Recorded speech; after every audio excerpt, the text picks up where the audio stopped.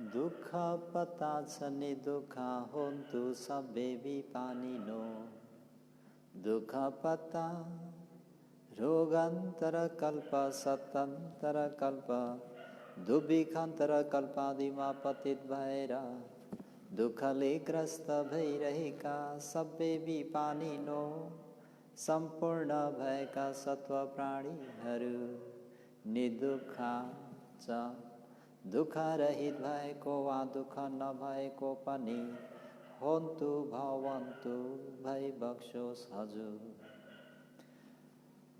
भय पता राजा भय चोर भय अघि भय उदक भय आदिका कारणले भयभीत भइरहेका सबै विपानिनो सम्पूर्ण भएका सत्व प्राणीहरू निर्भया छ भय रहित भएको वा भय नभएको पनि होन्तु भवन्तु भइबक्सोस् हजुर शोक पता ज्ञाति व्यासन रोग व्यासन भोग व्यासन आदि व्यासन धर्मका कारणले शोकाकुल भइरहेका सबै विपानिनो सम्पूर्ण भएका सत्व प्राणीहरू निशोका छ शोक रहित भएको वा शोक नभएको पनि होन्तु भवन्तु भइबक्सोस् हजुर त्रिरत्नमा सादर वन्दना शासनका उपाध्याय आचार्यदेखि लिएर देखाउने सुनाउने सिकाउने सबै गुरु भन्तेजीहरूमा सादर वन्दना उहाँहरूको आशीर्वादलाई शिरोधारण गरी सधर्म प्रेमी उपासक उपासिकाहरूमा दिनानुदिनको मङ्गलमयको शुभ मैत्री कामना व्यक्त गर्दै सबैको मङ्गल होस् भलो होस् कल्याण होस् भन्ने मङ्गल मैत्रीलाई अगाडि सारे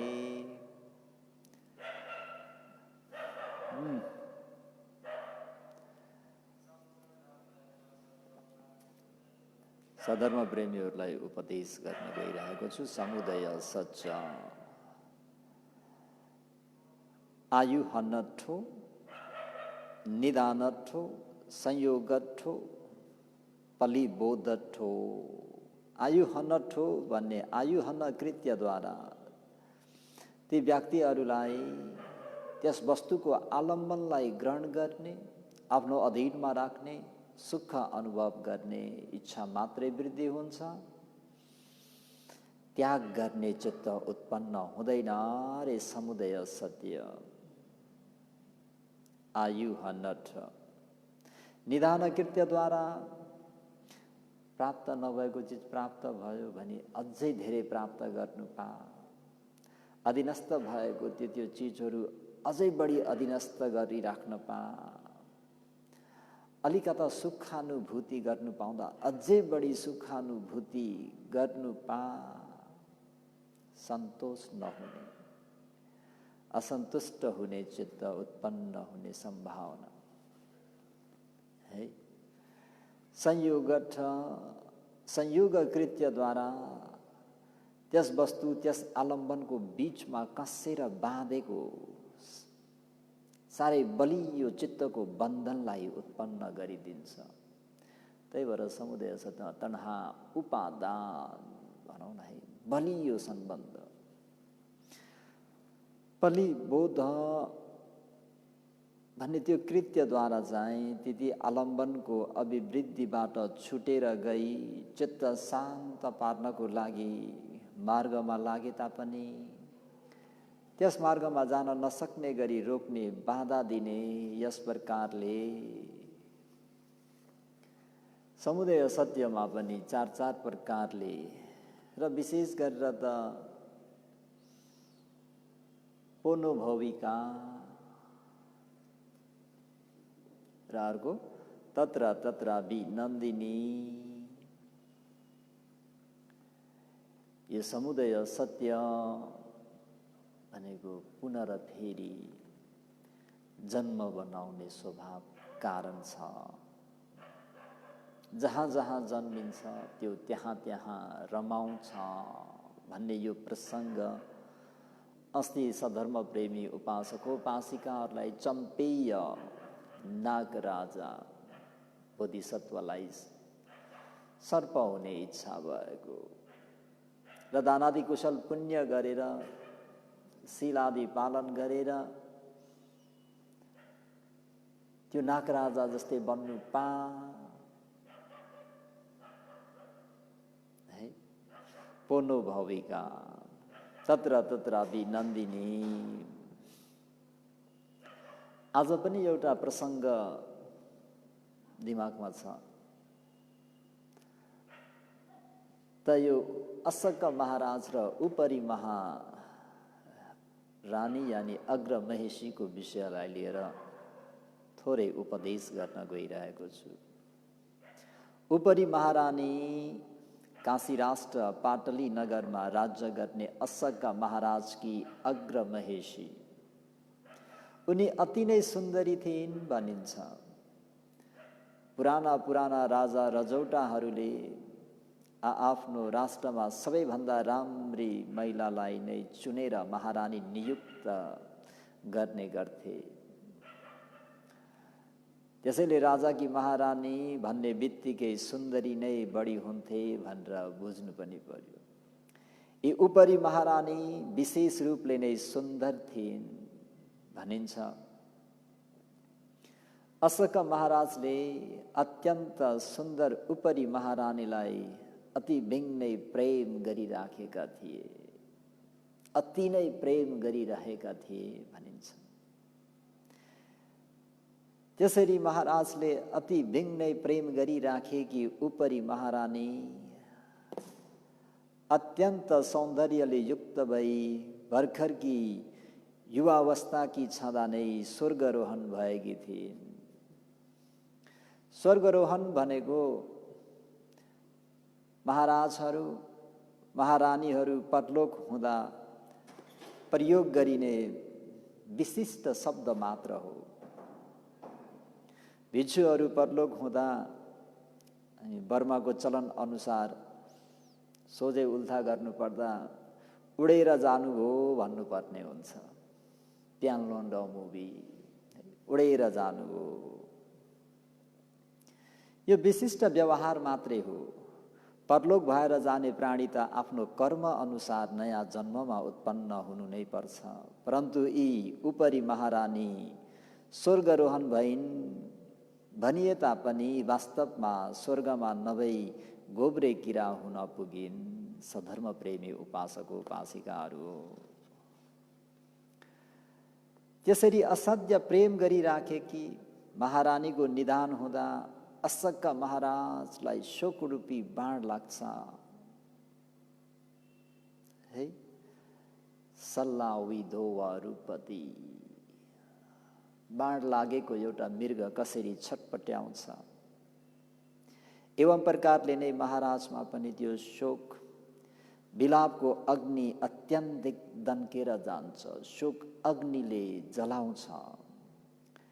उपरी महारानीको लासलाई सिसाको बाकसभित्र राखी तेलको डब्बामा आफ्नो खाट मुनि राख्न लगाएर खाना समेत नखाई वा खाना समेत खान नसकी उनीलाई मात्र झलझल सम्झिँदै विलाप गर्दै त्यही खाटमा पल्टेर बसिरहनुभयो।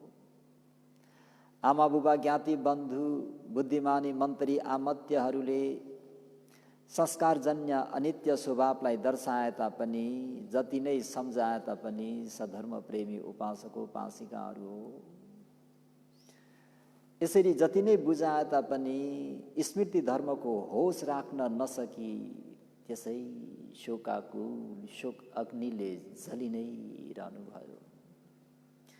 सिसाको बाकसभित्र तेलमा डुबाएर राखेको भन्नाले वर्तमान समयमा औषधि मुलो गरी राखेको लास जस्तै आकार नबिग्रिने जस्ताको तस्तै रहिरहने होला नि त होइन त।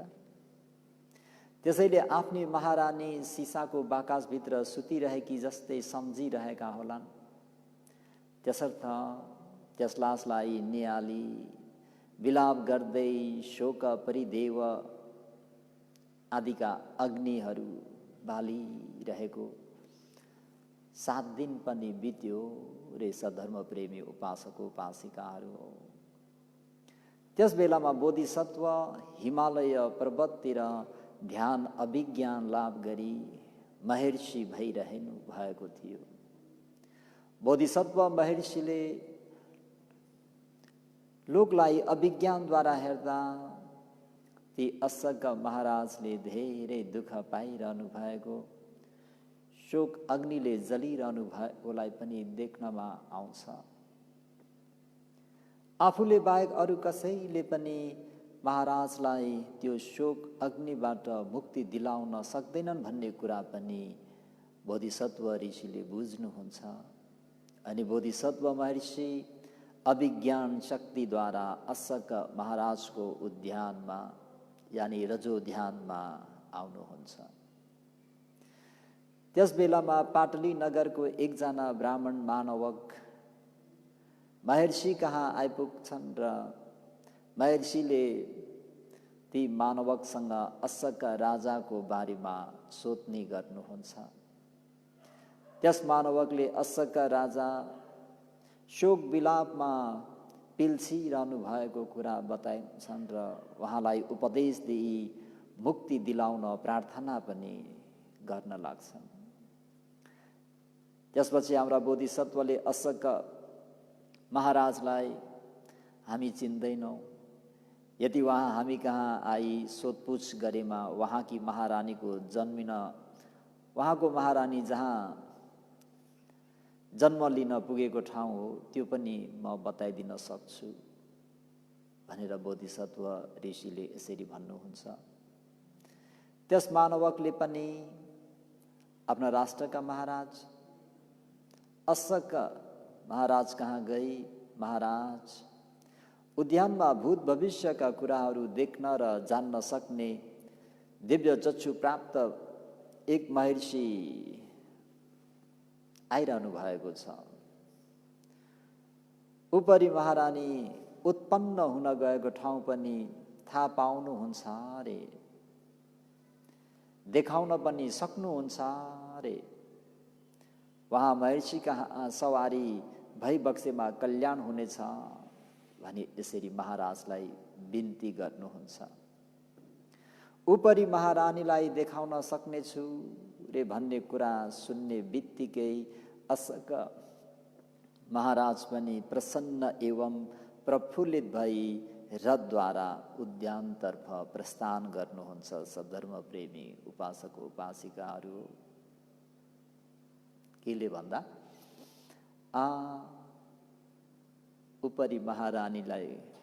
उपरी महारानीको विषयमा पनि जान्नुहुन्छ भन्दा महर्षि कहाँ पुग्दा उनलाई सत्कारपूर्वक अभिवादन गरी भो महर्षि, यहाँले उपरी महारानीको जन्म भएको ठाउँ थाहा पाउनुहुन्छ भनेको कुरा के साँचो हो भनी महाराजले यसरी सोधिबक्स्यो। महर्षिले पनि हो महाराज, मलाई थाहा छ, मैले हजुरलाई जवाब दिन सक्छु। कहाँ जन्मिनकी छिन् त भनी फेरि महाराजले यसरी सोध्नुहुन्छ।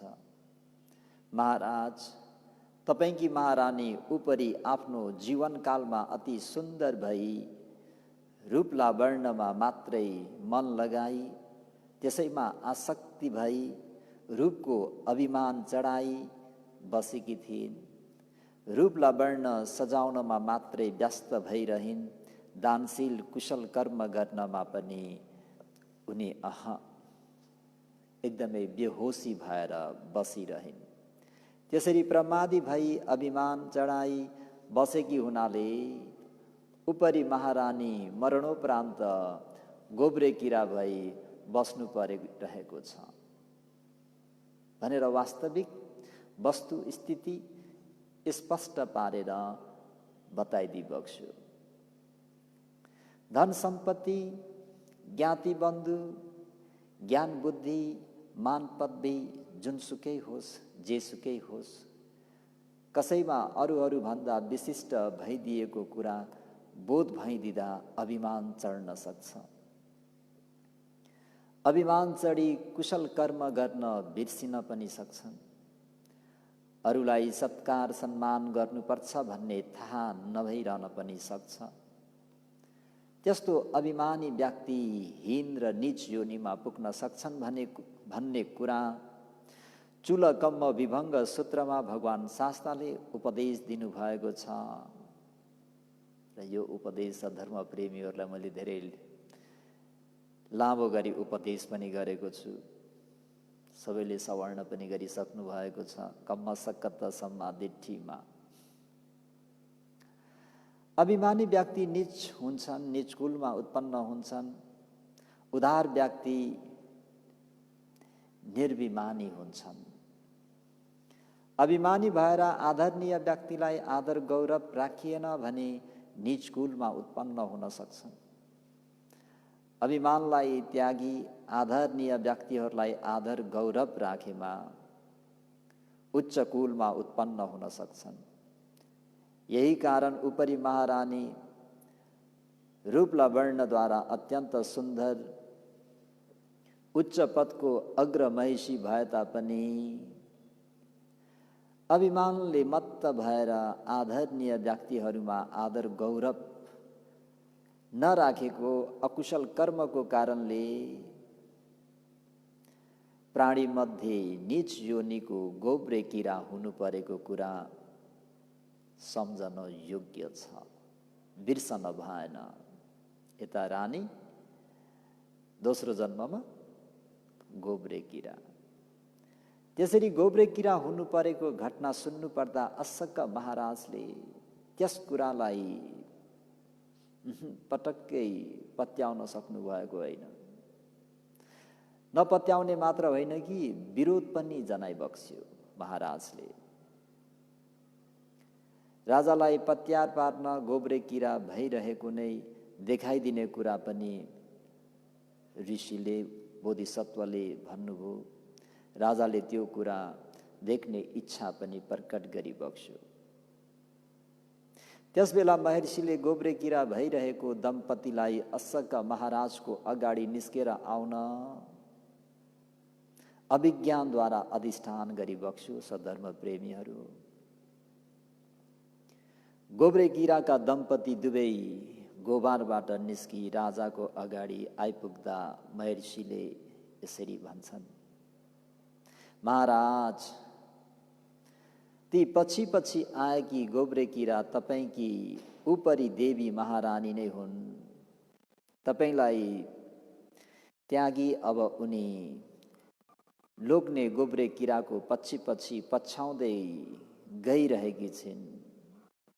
ती उपरी महारानीबाट गोब्रे किरा बनेकी तपाईंकी पूर्व बडा महारानीलाई ध्यानपूर्वक हेर्नुहोस्। सधर्म प्रेमीहरू, ध्यानपूर्वक हेर्नुहोस् रे।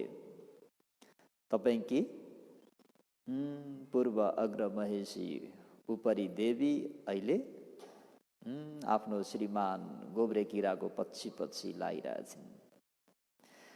त्यसबेला पनि महाराजले अविश्वास प्रकट गरिबक्स्यो। भन्थे, अति नै शिक्षित जान्ने बुझ्ने भएकी उपरी महारानी नै त्यो गोब्रे किरा हो भन्ने कुरा म विश्वास गर्न सक्दिन। विश्वास पनि कसरी गर्ने है? कर्मको फलप्रति दिने प्रक्रियालाई राम्ररी विश्वास नगर्ने व्यक्ति, प्रत्यक्ष समुत्पाद कारण कार्य सम्बन्धित जुन उत्पत्ति हुने प्रक्रियालाई नपत्याउने व्यक्ति, त्यस्ता कर्म र कर्मको फल र प्रत्यक्ष समुत्पाद भनिने कारण कार्यलाई नपत्याउने व्यक्तिहरूको निम्ति मानिस किरा भएर जन्म भयो भन्दा विश्वास गर्नु साह्रै गाह्रो कुरा हुन सक्छ।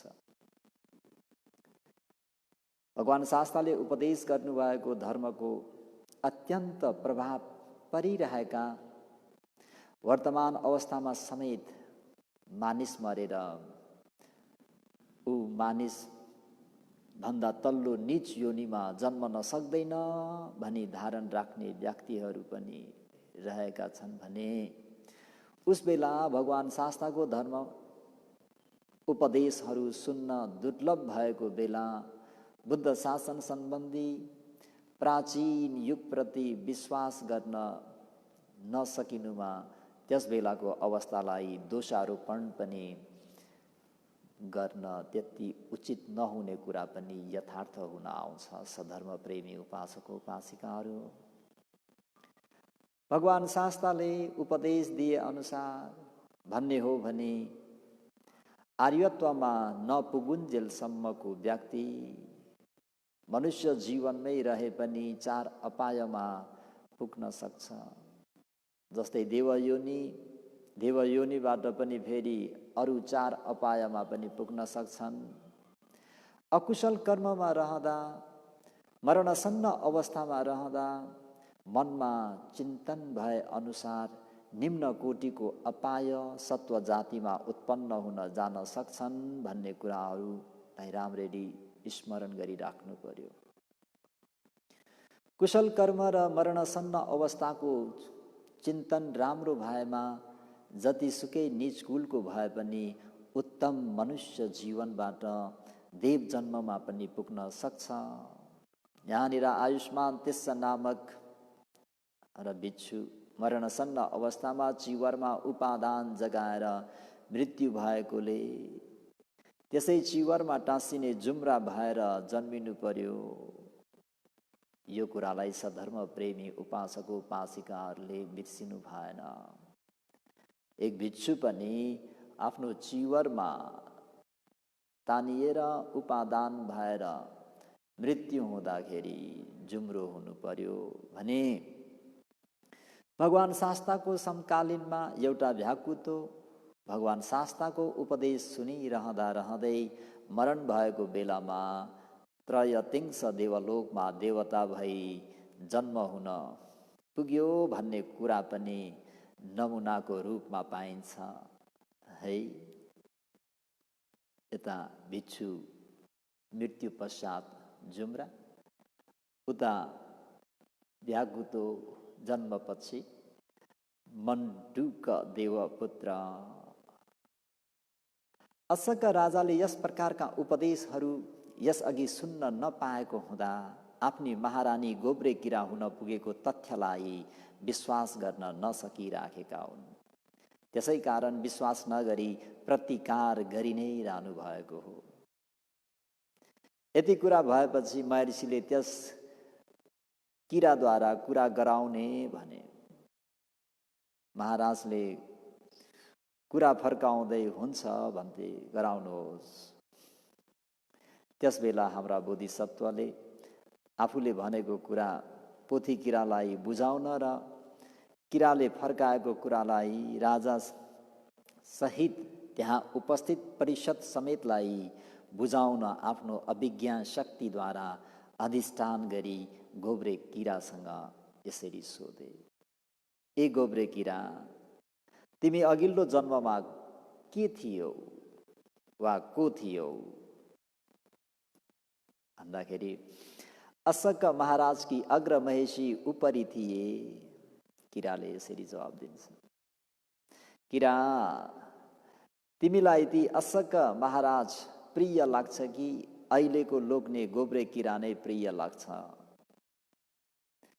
महर्षिले यसरी सोध्नु हुँदाखेरि अनि त्यो गोब्रे किराले कसरी जवाब दिन्छन् त भन्दा, अशक महाराज भनेको त अघिल्लो जन्मका मेरा स्वामी हुनुहुन्थ्यो। त्यसबेला यो उद्यानमा अशक राजासित परस्पर अङ्कमाल यानि अङ्गालो मारी वर्ण शब्द गन्ध रस र स्पर्श नामक पञ्च अरुण कामगुण भन्ने तिथि आलम्बनहरूलाई उपभोग गर्दै विचरण गरी आएकी हुँ। अहिले नयाँ जन्ममा पुगी त्यो अशक राजासित मेरो कुनै सम्बन्ध रहेन रे। अहिले यो नयाँ जन्म हुँदाखेरि अब आफ्नै गोब्रे किरो प्यारो छ। अशक महाराज, यो मनुष्यसँग मेरो कुनै सम्बन्ध रहेन। यसरी पोथी किराले जवाब दिएको प्रक्रियालाई अट्ठकथामा यसरी दर्शाइराखेको छ। सधर्म प्रेमीहरू, अहङ मैले इदानी अहिले असक राजा नङ मारे त्वा असक महाराजलाई मारेर तस गल लोहितेन ती महाराजको घाँटीको रगतले मयङ सामी कस मेरो यो जन्मको लोग्ने भएको गोमय पाण कस गोब्रे किराको पादे पाउहरूलाई मख्यङ पखाल्न चाहन्छु, पुछिदिन चाहन्छु, धुइदिन चाहन्छु। है अहिले असक महाराजलाई मारेर महाराजको त्यो गलाको रगतबाट चाहिँ आफ्नो स्वामीको पाउहरूलाई धुइदिन चाहन्छु, पखाल्दिन चाहन्छु भनेर समेत निर्दयपूर्वक मुटु नै चुडिने गरी यस प्रकारको वचन प्रकट गरिन्। यसरी पूर्व लोग्नेको बारेमा निर्मर्म कुरा, निर्मर्म भन्नाले ममता नभएको, अलिकता पनि दया माया नभएको कुरा यसरी ओकोल्छिन्, यसरी ओकोलिन् भनौँ। पोथी गोब्रे किराले आफ्नो लोग्ने किराको अगाडि भएर आफ्नो वर्तमान लोग्ने किरालाई चित्त बुझाउन पनि यसरी भनेको हुन सक्छ रे। अनि फेरि सत्वहरू भनेको जन्म अनन्तर नभइकन यसै जन्ममा समेत अप्ठ्यारो परी पारपाचुके भएर, पारपाचुके भनेको बन्धन सम्बन्ध विच्छेद भएको हैन, आफ्नो घरबार बिग्रियो भनौँ, लभ म्यारेज भएको थियो, त्यो दुईजनाको त्यो छुट्टा नाम भयो भनौँ, त्यसलाई हामी नेपालीमा पारपाचुके।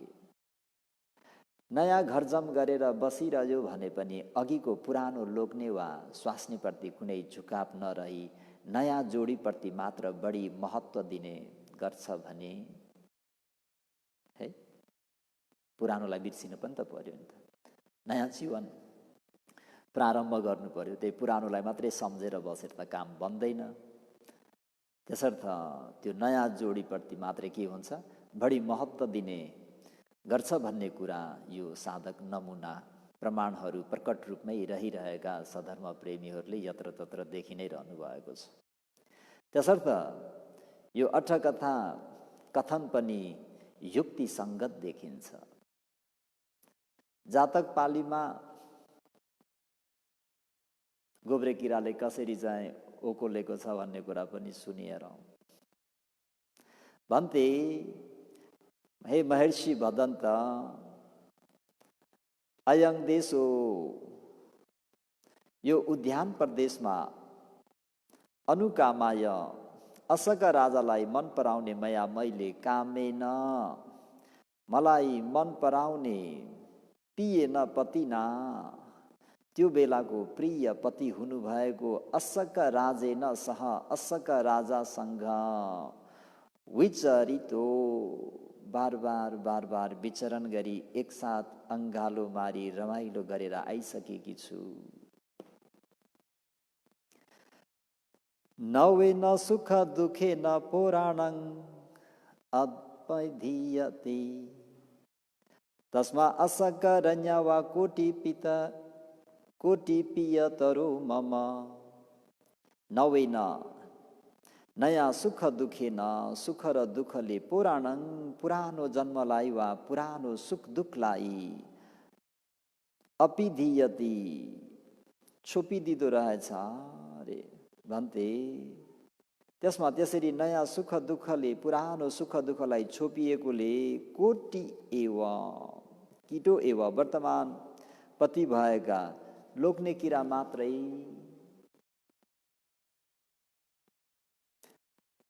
असक रन्य असक महाराजलाई भन्दा पनि मलाई पियतरो बढी प्रिय लाग्छ भन्थे। यति कुरा चाहिँ ती गोब्रे किराले जवाब दिइन्। यहाँनिर पनि पियतरो भन्नेको छ सधर्म प्रेमी उपासक उपासिकाहरू। अझ बढी प्रिय लाग्छ भनी भनेको तात्पर्य हो, भन्नुको तात्पर्य हो। कति बढी त भन्दा शत गुणेन सहस्र गुणेन भनेर अर्थकथाचार्यहरूले उल्लेख गरिरहनु भएको छ। सयौं गुना हजारौं गुना बढी प्रिय लाग्छ भन्न चाहेको कारणद्वारा प्रेमको डिग्री बढी भएको प्रक्रियालाई प्राणसहित अट्टकथाले यसरी वर्ण गरिराखेका छन्। त्यसरी गोब्रे किराले निर्ममतापूर्वक निर्दयका साथ मुटु नै चुडिने गरी भनेको त्यो सुन्नु पर्दाखेरि मनन गर्नुस्। त्यो सुनाइ खाने भन्दा पनि अशोक महाराजलाई असाध्यै चित्त दुखेर आयो। पहिला त्यो लासप्रति, उपरी देवीको मृतक शरीरप्रति जुन आसक्त भएको जुन त्यो शोक अग्नि हो, त्यो शोक अग्नि गएर अलिकति द्वेष अग्नि जस्तो भनौँ न, एकदमै खिन्न भएर आयो। मैले त उनलाई अत्यन्त प्रिय गरेर उनको लासलाई समेत फाल्न सकेको थिइनँ अरे। अहिले उनले मप्रति निर्मम व्यवहार गरिन् भनी निरीक्षण गरेर उपरी महारानीप्रति उनको चित्त के भयो, फाट्यो नि सधर्म प्रेमीहरू। त्यसैले त्यही ठाउँमा बस्दा बस्दै नै त्यो लासलाई निकालेर लैजा गर मिल्काइदेऊ भनी महाराजको हुकुम भइबक्स्यो, आदेश भयो है। यसरी आदेश दिई नुहाई धुवाई गरेर शरीरलाई शुद्ध पारी दरबार फर्केर जानुभयो। अन्य एकजना रानीलाई बडा महारानीमा नियुक्ति गरी देशमा फेरि धार्मिक पूर्वक शासन गर्न थाल्नुभयो। बोधिसत्व हाम्रा महर्षि बोधिसत्व ऋषि पनि राजालाई उपदेश दिइसकेपछि हिमालयतर्फ नै फेरि फर्केर गए। यो कथावस्तुमा भन्न खोजेको मुख्य तात्पर्य उपरी महारानीले मनुष्य योनिमा रहेको अवस्थामा मनुष्य जन्मको महारानीको स्थितिलाई पनि मज्जा ठानी रमाइलो मानिरहेकी थिइन् है। गोब्रे किरा भएर जन्म लिनु पर्ला भनेर कल्पना समेत पनि गरेकी थिइनन्। तैपनि उनको कर्म अनुसार के भयो, गोब्रे किराको जन्ममा पुग्न गयो। यसरी गोब्रे किराको जन्ममा पुग्न गएको बेलामा पनि त्यही गोब्रे किराको शरीरलाई मज्जा ठानी रमाइरहिन्। अफसोस छ त तत्र तत्राभिनन्दिनी। प्राणीहरू जहाँ जहाँ जन्म लिन जान्छन्, जहाँ जहाँ उत्पन्न हुन्छन्, त्यही त्यही नै रमाइरहेका हुन्छन् पञ्चकाम गुणमा।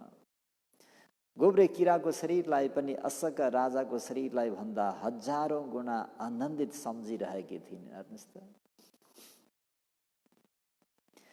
त्यसरी अतिहीन गोब्रे किराको जन्ममा समेत एकदम रमाइरहन पुगेको जीवन मज्जा ठानेर त्यसप्रति आसक्त हुन गरेको के हो त भन्दाखेरि मुख्य तृष्णाको कारण हो।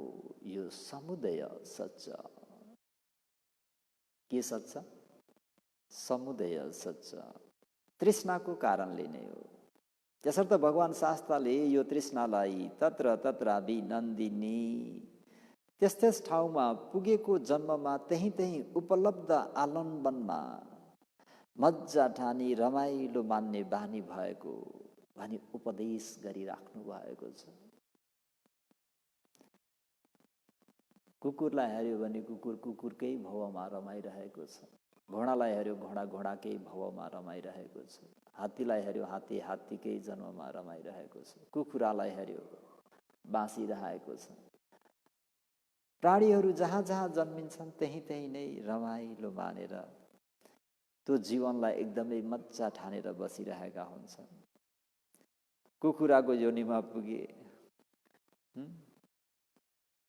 कुकुरको योनिमा पुगेर कुकुर भए के भइरहेछन्, रमाइरहेका छन्। सुँगुरको जीवनमा पुगेर सुँगुरकै जीवनमा रमाइरहेका छन् है।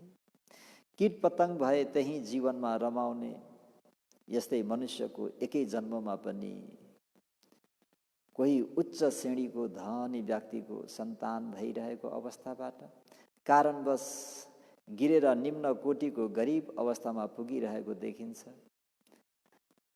त्यस्ता मानिस पनि आफू जहाँ पुग्यो उही परिस्थितिमा रमाइरहेका छन्, नाचिरहेका छन्, मादल पिटिरहेका छन्, रमाइरहेका छन्। यस्तो भई आलम्बनसँग रमाउनु भनेको समुदय सच्च तृष्णाको कारणले नै हो। सधर्म प्रेमी उपासक उपासिकाहरू, त यो समुदय सच्च भनेको एक त नयाँ जन्म उसले उत्पन्न गराइदिन्छ, अनि त्यो जहाँ जहाँ गएर उत्पन्न हुन्छ त्यो त्यहाँ त्यहाँ के हुन्छ, रमाउँछ भनेर यो तृष्णालाई जान्नु पर्यो, बुझ्नु पर्यो। रूप तृष्णा, शब्द तृष्णा, गन्ध तृष्णा, रस तृष्णा, स्पर्श तृष्णा र धर्म तृष्णा नामक तृष्णा 6 थरीका छन्। ती प्रत्येकमा 4-4 अर्थ भएकोले समुदय सत्यको अर्थ 24 प्रकारका हुन आउँछन् र राम्रो रूप वर्णमा आसक्त भई बस्नेलाई रूप तृष्णा भनिन्छ र त्यस रूप तृष्णाको बसमा जानेहरू राम्रो भएको त्यो रूप वर्ण वस्तुको आलम्बनको कारणले सङ्खत दुःख, सन्ताप दुःख, विपरिणाम दुःखबाट कहिले पनि मुक्त हुन सक्दैनन्।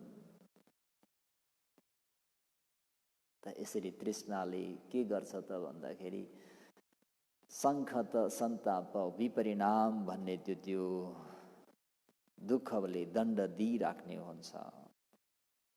त यो आयुहन कृत्य, निधान कृत्य, संयोग कृत्य र पलिबोध कृत्य, झन् यो पलिबोध कृत्य भनेको त आलम्बनलाई अभिवृद्धिबाट छुटेर गई चित्त शान्त पार्नको लागि मार्गमा लागे तापनि त्यस मार्गमा जान नसक्ने गरी रोक्ने, बाधा दिने हुन्छ।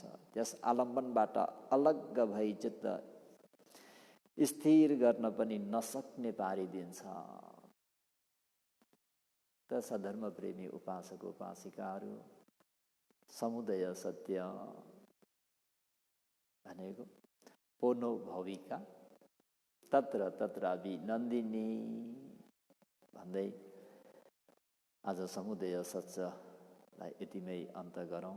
भवतु सब मङ्गलम, रक्षन्तु सब देवता, सब बुद्धानु धम्मानु सङ्घानु भावेन सदा सुखी भवन्तु ते।